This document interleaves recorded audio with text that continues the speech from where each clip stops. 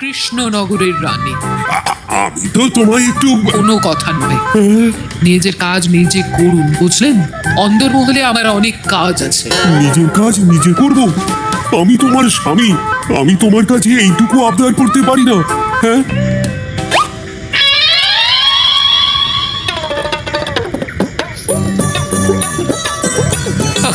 আজ গিন্নির সাথে বচসা করতে গিয়ে দেরি হয়ে গেল।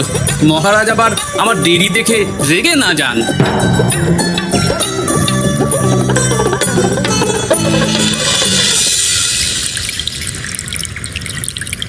হ্যাঁ, তুমি কথাটা খুব একটা মন্দ বলনি মন্ত্রী। এতে রাজ্যবাসীরও উপকার হবে আর রাজকোষেরও খুব একটা চাপ পড়বে না। তাহলে মহারাজ সব ঘরে ঘরে এই বার্তা পৌঁছে দিই। কি এত বড় সাহস তোমার? আমার মুখে মুখে কথা বলছো? যাও, বেরিয়ে যাও বলছি আমার চোখের সামনে থেকে। তোমায় আর দেখতে চাই না। আমি আবার কি বললাম মহারাজ? কি বললে মানে? কি বলতে বাকি রাখলে শুনি? বলছিলাম কি, অপরাধ নেবেন না মহারাজ, সেনাপতি তো। চুপ, একদম চুপ। আমি মরছি নিজের জ্বালায় আর তুমি ওই ভুল ভাল বলে আমার মাথা বিগে দিতে চাইছো? মহারাজ রেগে আগুন। এই ছিলেন ঠান্ডা, এই তো মুখে হাসি ছিল, এখন হাতে ডান্ডা। কি বললে কবি? তুমি আমায় অপমান করলে? যাও, এক্ষুনি তোমরা সবাই দূর হয়ে যাও আমার সামনে থেকে। কাউকে চাই না আমি। এই মুহূর্তে রাজসভা আমি শূন্য দেখতে চাই, না হলে আজ সব কটার গর্দান নেব আমি। যাও বলছি।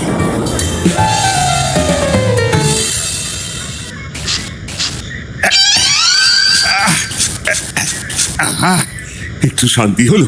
ভেবেছিলাম রাজসভায় করবো তাই রে নাই রে, রাজা দিলেন ঘাড় ধাক্কা, এখন সবাই বাইরে। সে তো তোমার জন্য। তুমিই তো বেমক্কা একটা এমন কবিতা বললে। কেন এইভাবে চড়ছেন মন্ত্রী মশাই?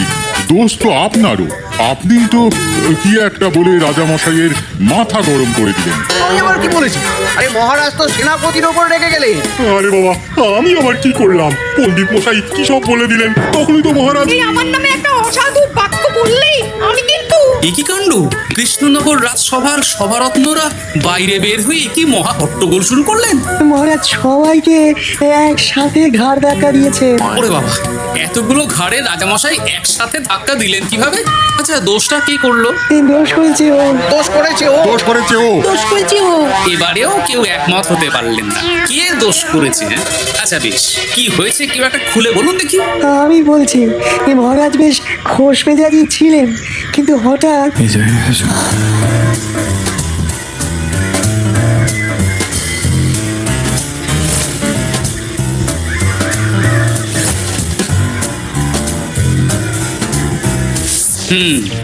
এই কাণ্ড! এ তো ভারী অদ্ভুত রোগ মনে হচ্ছে।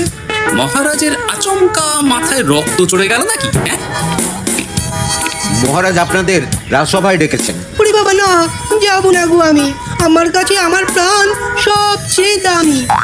আমিও যাব না। নির্ঘাত মহারাজ গর্দান নিতেই ডাকছেন। আমিও যাব না গোপাল, আমারও প্রাণের বড় মায়া। আচ্ছা, এটা কি কোনো কথা হলো? হ্যাঁ, প্রাণের মায়া কার নেই বলুন তো? আর মহারাজ যে গর্দান নিতেই ডাকছেন তার কি কোনো মানে আছে? অন্য কারণও তো হতে পারে। তুমি কি করে বুঝলে? হ্যাঁ, বুঝতে পারিনি, তবে আন্দাজ করেছি। তোমাদের কথাতেই শুনলাম মহারাজ খোশ মেজাজেই ছিলেন, সহসা রেগে গেছেন। আবার যে সহসা খোশ মেজাজেই ফেরেননি, তাই কি বলা যায়? এটা তুমি বলনি তো মন্দ। চলো সবে ফিরিয়ে আনি রাজসভার ছন্দ। আরে গোপাল, এসো এসো এসো। এত দেরি করলে কেন? বাকিরা কোথায়? তারা আসছেন মহারাজ। আপনি তাদের ডেকেছেন, তাদের ঘাড়ে কটা মাথা যে তারা আসবেন না। কিন্তু মহারাজ, আমি অন্য কথা ভাবছি। কি কথা গোপাল? আপনি নাকি সভায় আজ হঠাৎ সবার উপরে রেগে গিয়ে তাদের সভা থেকে বের করে দিয়েছেন মহারাজ। এ কি সত্যি মহারাজ? আরে না না গোপাল, মোটেও না। বলতে পারো আমি সবার সাথে একযোগে একটা রসিকতা করছিলাম। আমি দেখছিলাম সবাই আমার রসিকতা কেমন বুঝতে পারে। তাই নাকি? আসলে তুমি ছিলে না বলেই এরা কেউ আমার রসিকতা ধরতে পারেনি। এ কি সত্যি মহারাজ? আপনি সত্যি আমাদের উপর কোনো রাগ করেননি? এ কি, এই সব কিছুই আপনার রসিকতা ছিল? মা, তাই নাকি মহারাজ? এই যে আপনি শুনিয়ে দিলেন কথা কড়া কড়া, সব কিছুই ছিল আসলে নিছক মজা করা। আহ, আবার যত সব বাজে বকছো তোমরা। এত কথা কেন? তোমরা কেউ আসলে মহারাজ কৃষ্ণচন্দ্রের রাজসভার যোগ্য নও। যাও যাও, দূর হয়ে যাও। কিন্তু মহারাজ এই যে আপনি বললেন। তুমি সবার আগে যাও তো। তুমি হলে সব নষ্টের গোড়া।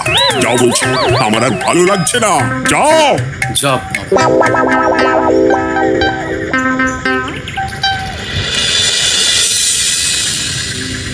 কি বুঝছেন? না না না, আমি তো সবই ঠিক দেখছি রানীমা। হ্যাঁ, এটা ঠিক যে নারীর গতি কিঞ্চিত চঞ্চল বটে, তবে তা তো হতেই পারে বাকি সবটাই ঠিকই আছে। তাহলে এমন হচ্ছে কেন? মহারাজ এইভাবে যখন তখন রেগে যাচ্ছেন কেন? আজ শুনলাম আপনাদের সভা থেকে দুবার বের করে দিয়েছেন, আবার ফিরিয়ে এনেছেন। আমি ওষুধ পাঠিয়ে দিচ্ছি, আর মহারাজের কিঞ্চিত বিশ্রামের দরকার। হ্যাঁ, তোমার মাথা আর আমার মুন্ডু। বলি, আমি বিশ্রাম নিলে রাজকার্য কে চালাবে শুনি? তুমি নাকি ওই অকর্মার ঢেকি মন্ত্রী? না মানে ওই আমি। যাও, আর আমার কথা বলতে ভালো লাগছে না। আমাকে একটু একা থাকতে দাও।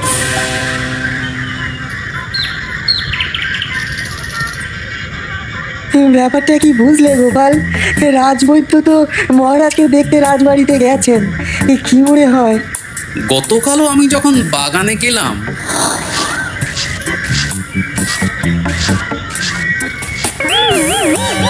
গোপাল, তোমার কি মনে হয় মহারাজকে কোন রোগে ধরেছে? এই রেগে যাচ্ছেন, আবার এই মাথা ঠান্ডা হয়ে গিয়ে ডেকে পাঠাচ্ছেন। আমি বলি কি গোপাল, তখন সবার সামনে বলিনি বটে, তবে এখন তোমার সামনে স্বীকার করতে বাধা নেই। কি কথা বিজ্ঞানী? মহারাজের এই রাগের কারণ হয়তো আমি। আমার মনে হয় আমার দোষেই উনি এরকম বারবার রেগে যাচ্ছেন। কেন? আসলে মহারাজ আমাকে একটা মাথা যন্ত্রণা সারার ওষুধ আবিষ্কারের দায়িত্ব দিয়েছিলেন, তো আমি অনেক চেষ্টা করেও সেই ওষুধটা আবিষ্কার করতে পারিনি। যেটা আবিষ্কার করেছি তাতে সেরকম কাজ হচ্ছে না। আমার মনে হয় ওনার মাথা ব্যথা থেকে এরকম হচ্ছে। সে যাই হোক, তুমি কিছু একটা করো গোপাল। মহারাজের অসুখ কিভাবে সারানো যাবে সেটা নিয়ে কিছু একটা ভাবো। ভাবতে তো হবেই।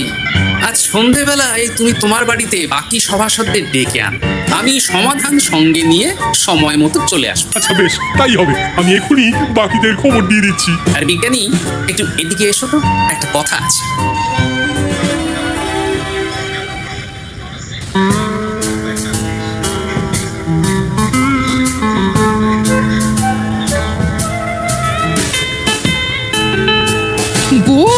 বলি, এইভাবে ঘুরলে কি মহারাজের ব্যবসা সেরে যাবে? তা সারবে না। আর যে এক কাজ করি, কিছুটা আলু আর ছোলা সেদ্ধ করেছি, তার সাথে নুন, লঙ্কার গুঁড়ো আর লেবু দিয়ে মেখে আলু কাবলি বানিয়ে দিই, কি বলো? হ্যাঁ, দাও দাও দাও, মন্দ হয় না। মহারাজের মন উচ্চাটন, তার কি কারণ? মাঝে মাঝে আসছেন আর মহারাজ রেগে আগুন হয়ে যাচ্ছেন, আবার যেই সে ব্যামো ঠিক হয়ে যাচ্ছে মহারাজ সেই আগের মতন। তার উপর আবার সভাসদেরা মনে করছে তাদেরও কোনো দোষ আছে। তাহলে দুয়ে দুয়ে চার করতে হবে, কিন্তু কিভাবে কিভাবে কিভাবে? এই নাও আলু কাবলি খেয়ে পেট ঠান্ডা করে নাও দেখি। হ্যাঁ, বেশ কিছুদিন আগে বিজ্ঞানী লেবুর রসের জাদুর কথাই তো বলছিল। আচ্ছা গিন্নি, তুমি তোমার বিয়ের সময় তোমার বাবার মুদির দোকানের একটা কাঠের ছোট বাক্স পেয়েছিলে না, যাতে শ্বশুর মশাই মোহর রাখতেন? উমা, সে বাক্স তো ঝুলকালি মেখে আছে গো, তাতে তোমার কি হবে? ঝুলকাল লেগেছে? বাবা বাবা বাবা, তাতে তো আমার কাজ আরো ভালো হবে। যাও যাও যাও, নিয়ে এসো দেখি। আমি ততক্ষণে বেশ খানিকটা অদৃশ্য কালি বানিয়ে ফেলি। না না, আমি তো বলছি মহারাজের কোনো রোগ নেই, সামান্য উদ্বেগ ছাড়া আর কোনো সমস্যাই নেই মহারাজের। তাহলে মহারাজ আমাদের এই তুর্কি নাচন কেন নাচাচ্ছেন শুনি, মস্করা করে? তাই তো উত্তর জানা চাই তো। আর এই যে এত জরুরি তলব পাঠিয়ে গোপাল আমাদের ডেকে পাঠালো, তার তো টিকিরও দেখা নেই। গোপাল কি করবে শুনি? যে রোগ আদপেই নেই সেই রোগ কিনা ওই গোপাল ছাড়াবে? আমার তো বিশ্বাসই হয় না। বিশ্বাসে মিলায় বস্তু, তর্কে বহু দূর। তাই না মন্ত্রী মশাই? পেলে গোপাল, মহারাজের রোগ সারাবার কোনো উপায় পেলে? আচ্ছা গোপাল, রাজবৈদ্য বলেছেন মহারাজের কোনোই অসুখ নেই, তা তুমি কি সারাবে শুনি? হ্যাঁ, রোগ হয়তো রাজবৈদ্য মশাই ধরতে পারেননি, কিন্তু কিছু তো আছেই যার জন্য মহারাজ এমন আচরণ করছেন, তাই না? তা তুমি বলো না মহারাজ এমন কেন করছেন, আর কি তার সমাধান? এক এক করে বলি। আমি ভেবে দেখলাম এর জন্য আমরাই দায়ী। বলো কি? আমরা সবাই কোনো না কোনো সময়ই মহারাজের রাগের কারণ হয়েছি, তাকে আঘাত দিয়েছি, বিষণ্ণ করেছি। ইচ্ছে করে করিনি হয়তো, কিন্তু করেছি। আর মহারাজ সেই সব কথা বুকে চাপা দিয়ে রেখেছেন। তুমি বলতে চাইছো অতীতে সেই সব ভুলের কারণেই মহারাজ এমন করছে? আমার তো তাই মনে হয় সেনাপতি। আচ্ছা আচ্ছা, তর্কের খাতিরে যদি তাই ধরে নি, তাহলে এখন আমাদের কি করণীয়? আমরা তো কাল যন্ত্রে চেপে অতীতে ফিরে যেতে পারবো না যে সেই সব ভুলগুলো শুধরে দেবো। তা হয়তো হবে না, কিন্তু কিং কর্তব্য বিমূঢ় বাবার আদেশ যদি মানি, তাহলে এই সমস্যার সমাধান সম্ভব মন্ত্রী মশাই। কি বললে? ত্রিকালজ্ঞ বাবা কিং কর্তব্য বিমূঢ়, সে আবার কি গোপাল? আছেন একজন জ্ঞানী ব্যক্তি, আমার খুব পরিচিত। তার দেওয়া একটা উপদেশ আমার জানা আছে। আমার বিশ্বাস তাতে মহারাজের এই সমস্যার সমাধান হয়ে যাবে। কি করি শুনি? এই কালি হলো অদৃশ্য কালি। কলম দিয়ে অদৃশ্য কালিতে কাগজের উপর লিখতে হবে। কি লিখতে হবে? লিখতে হবে যে মহারাজের সাথে অতি সাম্প্রতিক কালে আমরা যা যা অন্যায় করেছি তাই লিখতে হবে। কোনো মিথ্যে কথা লেখা যাবে না। তবে চিন্তা নেই, অদৃশ্য কাল, ফলে কেউ কারো লেখা পড়তে পারবে না।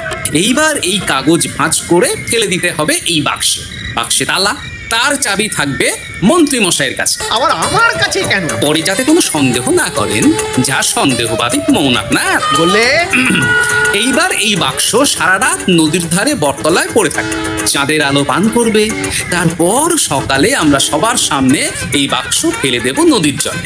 সবার অন্যায় সারা রাত চাঁদের আলো পান করে শুদ্ধ হয়ে ভেসে যাবে নদীর জলে। ব্যাস, ব্যাস, আমরা সবাই পাপ মুক্ত হয়ে যাবো। একদম সবাই শুদ্ধ হয়ে যাব, আর মহারাজের ব্যায়ামও সেরে যাবে। কিন্তু তুমি কোনো চালাকি করছো না তো গোপাল? অদৃশ্য কালিতে লেখার সাথে আমি আর কোন চালাকি করব মন্ত্রী মশাই? দেখুন, আমি একটা কাগজে লিখছি। কি কিছু বোঝা যাচ্ছে? সত্যি তো কিছু বোঝা যাচ্ছে না যে আদৌ কিছু লেখা হয়েছে কি হয়নি। তাহলে লেখা শুরু করা যাক।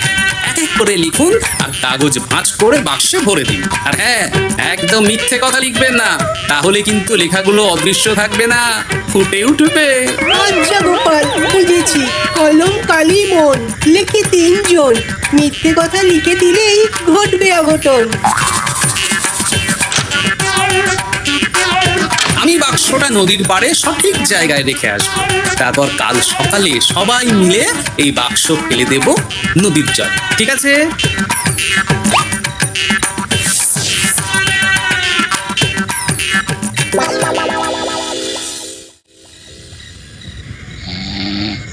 কথায় আছে, মনে যা আসে বলে যাও, ভুলেও লিখো না, তাহলেই বিপদে পড়বে। এদিকে কেমন সবাই নিজের নিজের দোষ লিখে বাক্সে ফেলে দিয়েছে। ভাগ্যিস আমি সবার লেখা কাগজগুলো রাতের অন্ধকারে বের করে আনলাম।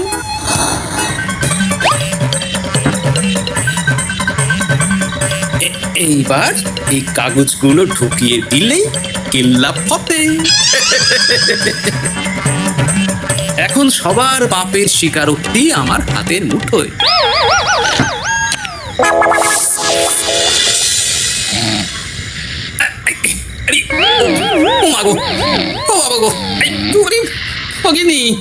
বই নাক ডেকে তো ঘুমোচ্ছ, আর পিঠটা একটু চুলকিয়ে দাও দেখি। এই জন্যই তো মাথাটা যায় গরম হয়ে। আরে, এই সহজ ব্যাপারটাই তো আমি বুঝতে পারিনি। মহারাজের অসুখটা হলে এই যাক, এই রাতের বেলাতেই একসাথে একটা ঢিল পেয়ে গেছি। এক ঢিলে মারবো 2 পাখি। রাজার অসুখও সারবে, আবার সব কটা পাজি শায়েস্তাও হবে।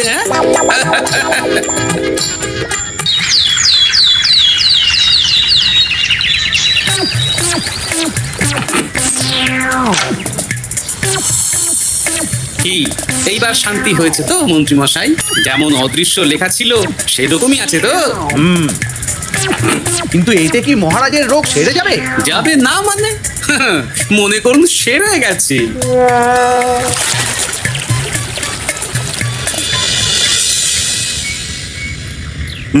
তাহলে আজকে সভার কাজ শুরু করা যাক। ক্ষমা করবেন মহারাজ, সবার কাজ শুরু করার আগে একটা দরকারি কাজ আগে করা দরকার, না হলে আবার কখন আপনি আমাদের কারো উপর রেগে যাবেন আর আমাদের সভা থেকে তাড়িয়ে দেবেন তার তো ঠিক নেই, তাই না? গোপাল, আর বিরক্ত করো না। আমার এত সাহস নেই মহারাজ যে আমি আপনাকে বিরক্ত করব। আমি তো জানি নিজের পিঠ যখন নিজে চুলকোনো যায় না আর কেউ থাকে না সেই পিঠ চুলকিয়ে দেবার মতো, তখন কিরকম বিরক্তি জেগে ওঠে, তাই না মহারাজ? এ কি গোপাল, তুমি এত কিছু কি করে জানো? জানাই তো আমার কাজ মহারাজ, আর এও জানি যে আপনার এই বিরক্তির পেছনে সভাসদগণের ভূমিকা ঠিক কি। তার মধ্যে তুমিও আছো গোপাল, তাই না? আছি, পুরো মাত্রায় আছি মহারাজ।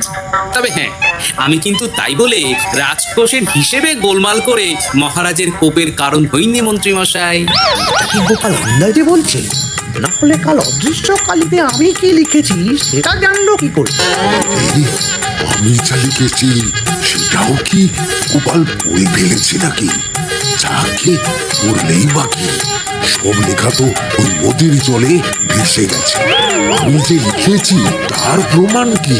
তবে আর চিন্তা নেই মহারাজ, সমস্যার সমাধান হয়ে গেছে। এখন থেকে আপনি যতক্ষণ রাজসভায় থাকবেন, প্রথমে মন্ত্রী মশাই, তারপর পণ্ডিত মশাই, আর তারপর রাজবৈদ্য পালা করে আপনার পিঠ চুলকে দেবে। কেন আমি কেন চুলকে দেবো? না দিলে যে আপনার কপালে অনেক বড় শাস্তি ঝুলছে মন্ত্রী মশাই। রাজকোষে যে জালিয়াতি আপনি করেছেন তার স্বীকারোক্তি আমি হাজির করব যে মহারাজের সামনে।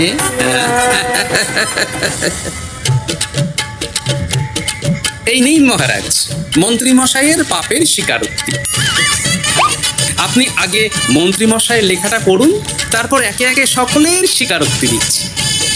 এ কি মন্ত্রী, তুমি রাজকোষ থেকে 500 মোহর চুরি করেছো, আর তার বদলে সেই হিসেব তুমি পুকুর পাড় বাঁধানোর খরচ হিসেবে দেখিয়েছো।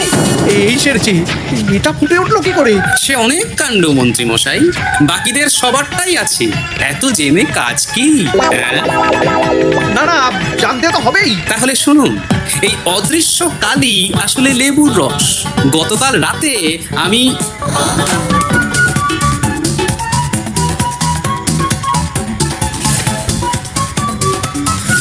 এবার লেবুর রসে অদৃশ্য লেখা কেন বা কিভাবে ফুটে উঠলো সেটা বিজ্ঞানী বোঝাবে।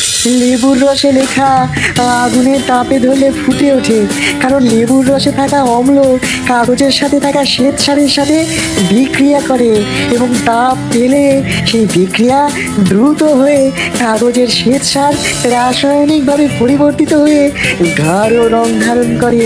অনেকদিন আগে বিজ্ঞানীর কাছে ব্যাপারটা জেনেছিলাম, আজ কাজে করে দেখালাম। এবার মন্ত্রী মশাই দেখুন, মহারাজের সেবা করা ভালো না তার বদলে চাবুক খাওয়া ভালো? ওরে বাবা, না না, আগে যেমন বুনো ওল তেমনই তো বাঘা তেঁতুল হবে মন্ত্রী মশাই। যা, রাজা মশাইয়ের মেজাজ আবার বিগড়ে যাওয়ার আগেই কাজ শুরু করে দিন ও বাকিদেরকে সেবা করার সুযোগ করে দিন। আজ থেকে ভুল হলে শুধরে নেব ভুলকে। মন্ত্রীমশাই মহারাজের পিঠ দেবে চুলকে।